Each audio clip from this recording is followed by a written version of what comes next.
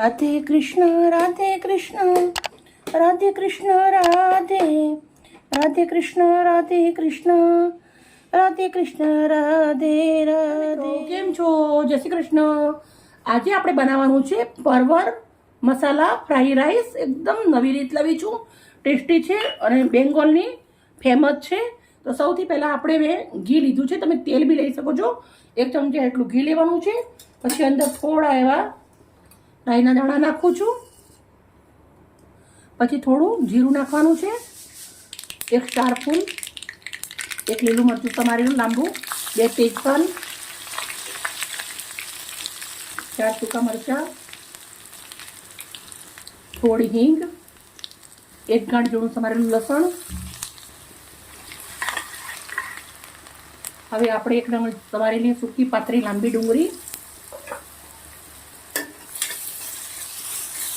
ડુંગળીનો colour થોડો change થાય pink કલરનો, એટલે આપણે જો મેં પરવર છે 250 ગ્રામ ધોઈ અને આવી રીતના છોલીને પાતરા પાતરા સમારી દીધા છે। જોઈ શકો છો પરવર, એને પણ સરસ મજાના ઘીના અંદર શેકી લેવાના છે ડુંગળી જોડે। 1 ચમચી મીઠું, 1 ચમચી હળદર, 1 ચમચી ધાણા જીરું, 1 ચમચી લાલ મરચું। હવે સરસ આપણે મિક્સ કરી દેવાનું છે। મસાલા નાખ્યા પછી પરવર ખાલી 4 થી 5 મિનિટના અંદર જ ચડી જાય છે। મિત્રો, મેં બંગાળ ગઈ હતી તો મેં સરસ મજાની આવી એક ફ્રાઈ રાઈસ ખાધી હતી, બહુ જ મસ્ત બની હતી અને 5 સ્ટાર હોટલમાં ખાધી હતી। મેં 300 રૂપિયા આપ્યા હતા, પણ એકદમ ઓછા બજેટના અંદર આપણે ઘરે બનાવી શકીએ છીએ। મેં 2 થી 3 વાર બનાવી, બહુ જ સુપર બની છે। પરવરની અત્યારે સિઝન છે, પરવર આવે છે, તો તમે પણ એકવાર જરૂરથી ટ્રાય કરજો। આપણે 2 મિનિટ પરવરને ચડવા દેશું। હવે આપણે પરવર સરસ મજાના ચડી ગયા છે, તો જો તેજપાન નાખેલા છે એ અંદરથી લઈ લઉં છું પેડમાં। એને જો સ્વાદ આવવાનો હતો એ આવી ગયો છે।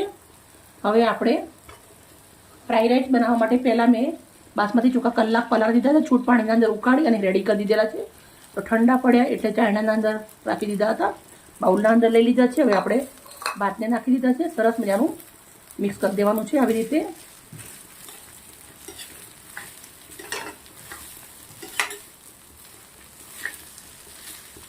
મિત્રો, તમે એકવાર બનાવી ખાજો, મારી ગેરંટી છે તમને બહુ જ મસ્ત લાગશે।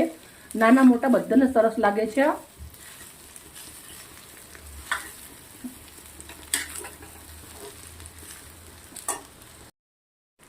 મિત્રો, તમે જોઈ શકો છો સરસ મજાની આપણી ફ્રાઈ રાઈસ રેડી થઈ ગઈ છે। હવે આપણે અંદર ભરપૂર લીલા દાણા નાખી દઉં છું, ડંડી સુધી સમારી લીધા છે।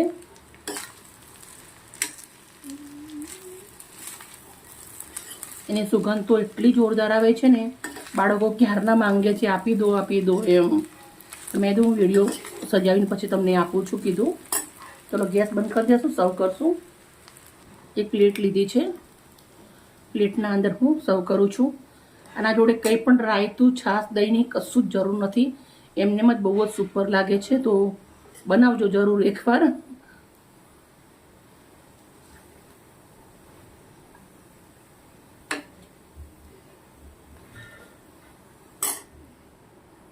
હવે આપણે ચમચી મૂકી દઈશું, એક થોડા એવા લીલા ધાણાના પાંદડા નાખી દઉં છું સજાવવામાં।